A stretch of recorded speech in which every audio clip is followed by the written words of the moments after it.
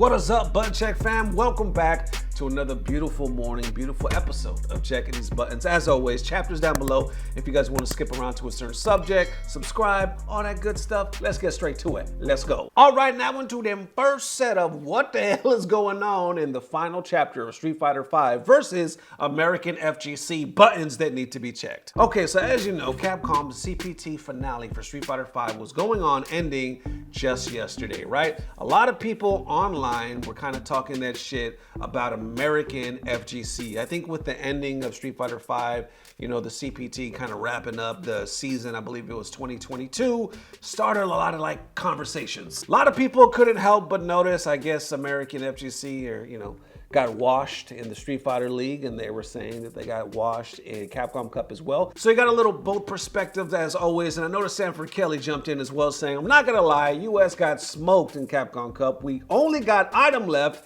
and he's in losers top 16. People can be mad, but it's the truth. Others respond saying, so many of our best have either retired, played casually, or didn't like Street Fighter V. This is what we get, and Sanford replies saying, don't tell the truth, we don't normally do that on Twitter. Then I see responses from that other side right here by Noisy Child saying shit like this is honestly disrespectful to the new generation of gamers. You're basically saying that if the Street Fighter 4 era kept playing, the US would have done better in Capcom Cup when half of them, especially Sanford, got smoked on a regular basis. Old players dropped, new players stepped up, take your ego out of it and give people their credit. Alpha B adds to that right here saying, nah, I'm gonna go ahead and say it, the mentality is what keeps the US players behind. Japan and other regions help people getting better at low skill to high. US, we got to have clout to get sets with people on high levels. Noisy Child responds again saying that's part of it, but the other part is the low skill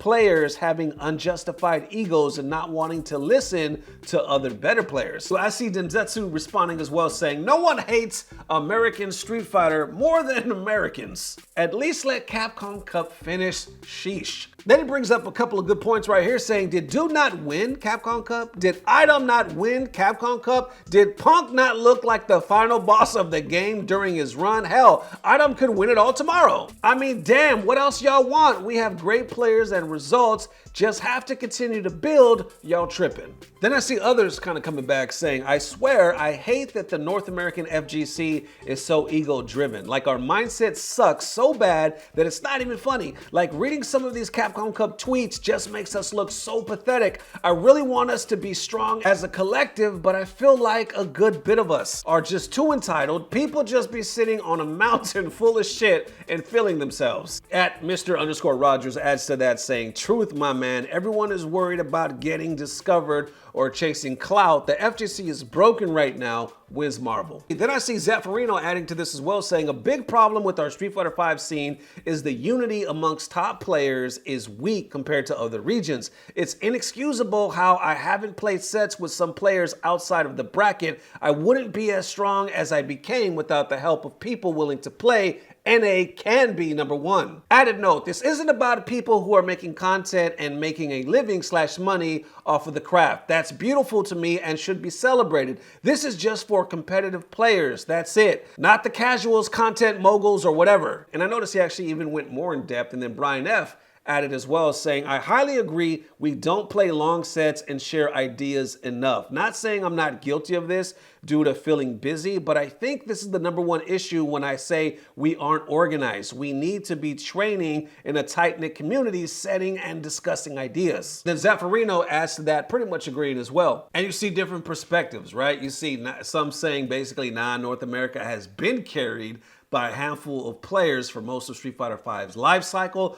Others are like, nah, North America is just getting ready for Street Fighter 6. And then some say if Knuckle Dude was still playing, it would be a wrap. And then PunkdaGod jumps on in with an interesting point right here saying, I really don't understand why people care so much about US, Japan, or EU when realistically everybody plays for themselves. Ooh. Can we pause for the cause real quick? This man said everybody plays for themselves, not their country. Let people do what they want and don't blame a region for your lack of skill. If Big Bird and Angry Bird can do it with pretty much only them two, that means anyone can. You don't need 8 million players teaching you for you to be good. And then it seems like FGC responds to that, and a lot of people appear to agree with what Punk said. So there you go. A lot to unpack, you know what I'm saying? A lot of different perspectives. A lot of people kind of, you know, I think Sanford bringing it up on that tip as far as saying like, we got washed. Then you got all these arguments, if I can talk, where they're like, well, what are the reasons we got washed? Some are like, well, it's because we were either carried for a long time, either a lot of our players have retired or just don't like Street Fighter V, or of course, maybe we're just simply all don't care and waiting for Street Fighter VI. Now, on one hand, I can admit, being in America, I do feel that vibe that a lot of us have checked out of Street Fighter V. When I even talk about people watching the CPT this weekend, there is nowhere near the same amount of buzz that there has been previous years, right? Where we used to get together like it was the damn Super Bowl. You know what I'm saying? We were all watching it. It was exciting. Now, a lot of people don't even know that it's happening this weekend. I think, let me know if you think I'm mistaken, but I think just the life cycle of Street Fighter V, the ups and the downs, and also the life cycle of life.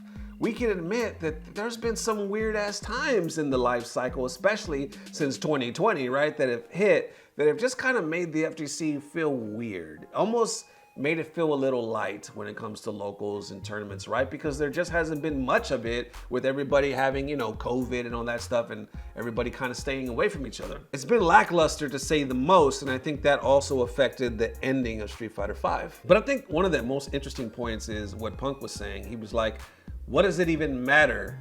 The players play for themselves at the end of the day. They don't play for their country. If Big Bird and Angry Bird can do it, we don't need 8 million players to back you up.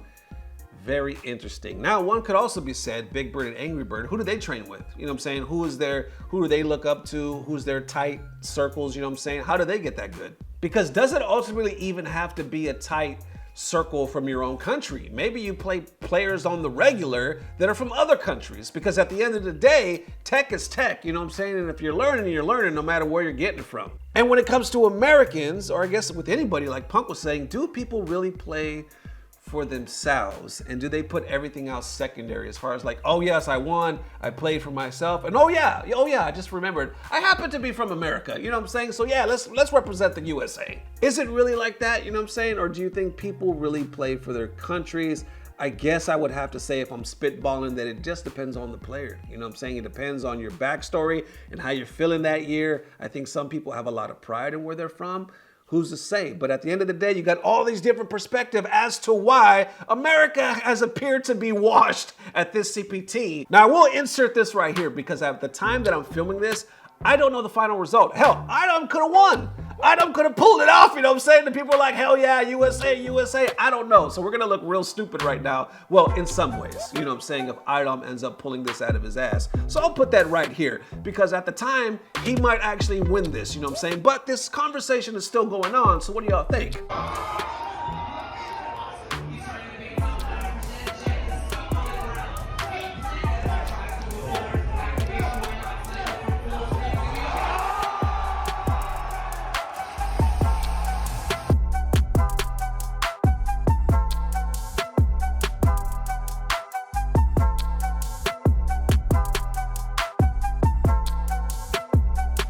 There it is, ladies and gents. Thank you for the amazing love. Definitely let me know how you are feeling. Thank you guys for helping this channel grow, rocking with us, and helping me to get through all these ups and downs of 2023. And yes, I am wearing a beanie. Some of you might be thrown off. I've received comments anytime I don't wear a hat. People are like, where's the hat? You look weird. You know what I'm saying? The hat's right here. I still got the damn hat. I just want to do something different. I ain't gonna lie. Could I be real with y'all? I was watching the Wu-Tang Saga on Hulu because now they got season 3, and I've been waiting for that mug. And I got my East Coast vibes. Just my East Coast vibes, by the way. I got a beanie kind of to the side. Got a gray sweatsuit that's like XXL, don't even fit me. I got my Wu-Tang vibe going on right now. I know it's kind of sad, but this is it. This is the vibe today. You know what I'm saying? It's kind of cold outside. Why not? Either way, thank you guys for the amazing love. We will see you soon. Love y'all forever. And as always, we don't know what it is.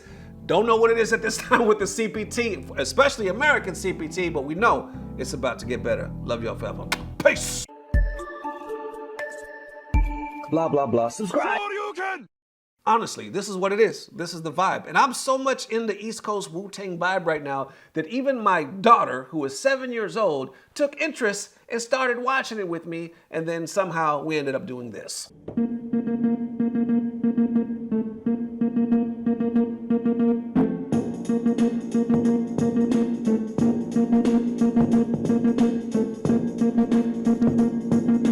Shimmy, shimmy, y'all, shimmy, yam, shimmy, yay.